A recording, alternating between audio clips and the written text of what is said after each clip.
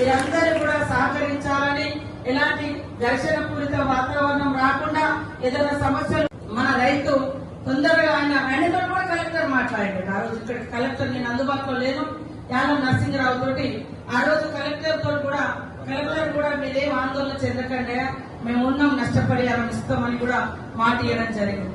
అయినా కూడా ఆందోళన చెంది మరి బాధతో భయం, ఇట్లా అప్పులు ఎట్లా తీర్చుకొని భయంతో వారు ఆత్మహత్య చేసుకోవడం జరిగింది.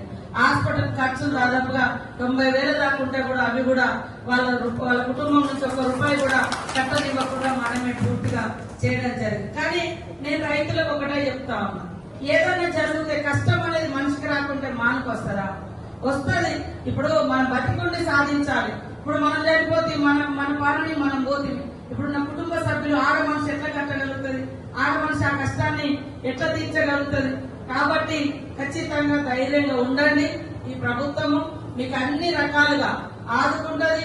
మొన్న సన్న వడ్ల ద్వారా కూడా మరి ఎవరైతే పంట పండించారో వాళ్ళందరికీ కూడా 500 బోనస్ ద్వారా కొంత రిలీఫ్ వచ్చింది. వాస్తవానికి పంట ఉన్నా లేకున్నా పంట తీసింది కాబట్టి, పంట కొన్నాం కాబట్టి పంటకు మరి బోనస్ ఇవ్వడమే కాకుండా ఆ కొన్నటువంటి ధాన్యాన్ని కూడా మళ్లీ పట్టించి మరి ఒక్కొక్కరికి 6 కిలోల చొప్పున సన్న బియ్యం కూడా ఈ రోజు మనం ఇవ్వడం జరుగుతా ఉంది. తప్పకుండా ఇచ్చిన మాట ప్రకారము రైతు భరోసా కూడా నిన్న కూడా చెప్పడం జరిగింది.